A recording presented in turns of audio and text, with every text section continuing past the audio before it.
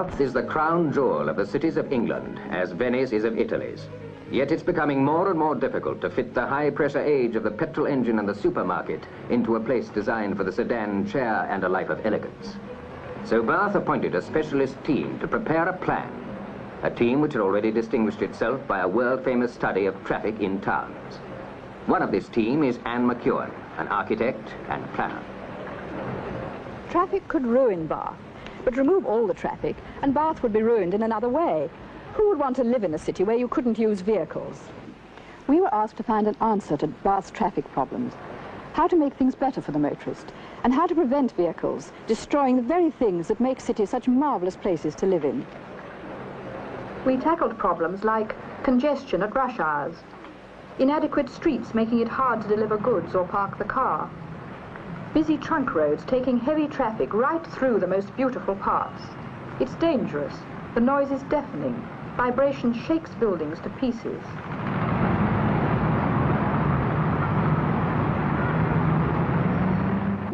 Everywhere, parked vehicles obstruct fine views and hinder people on foot.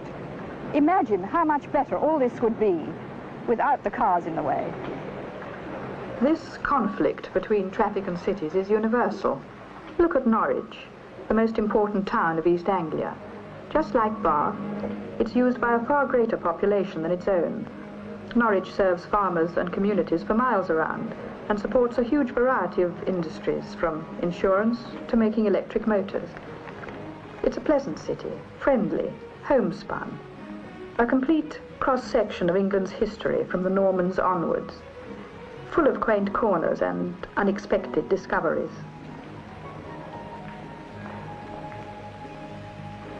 But unless something's done about it, and thank goodness Norwich is fighting back, cities are threatened with death by traffic, a kind of remorseless erosion.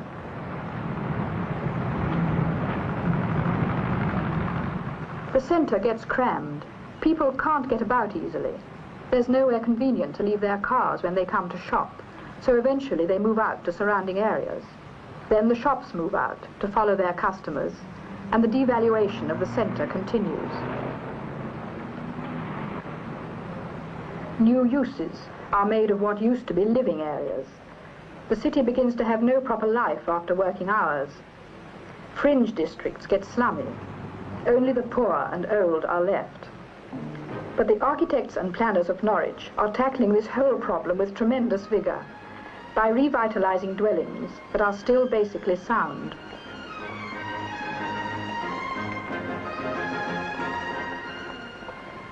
They are rescuing medieval houses from slumdom, turning them into pleasant homes, and thus retaining buildings that give Norwich its special character. A whole new area has been completely redeveloped, reuniting people who used to live here, old-age pensioners, young couples, families with children, into a community only 15 minutes' walk from the cathedral. All this to bring the people of Norwich back to live once again in the centre of their own city. It is planned that one day the whole shopping centre of Norwich will be freed of traffic that has no business there. This will circulate by means of a new road system now under construction. To make all this possible, car parks are being built at strategic points. Most of this part of the city is composed of narrow, twisting streets laid out for horses and wagons in the Middle Ages. One by one, these streets will become pedestrian precincts. A start has been made with London Street, recently part of a main route across the city. When you abandon the tradition of 500 years in one apparent fell swoop, people will talk about it.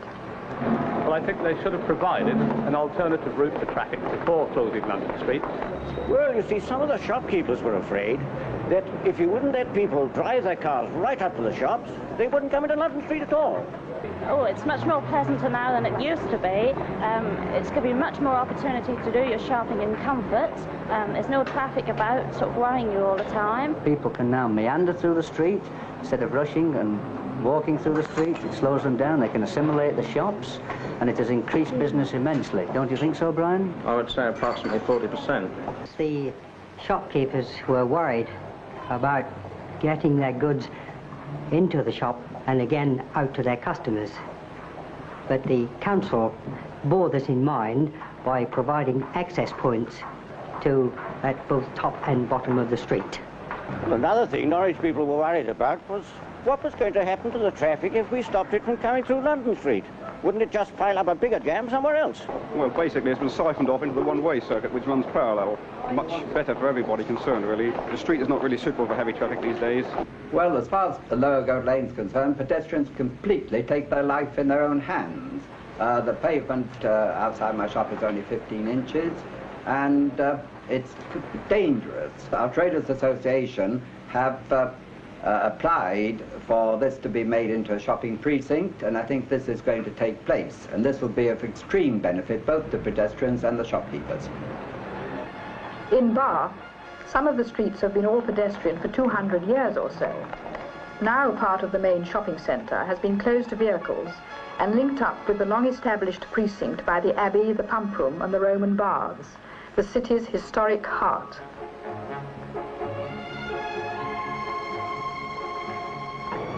So this all shows what nonsense it is to think that traffic must be allowed into every street, or else trade will collapse.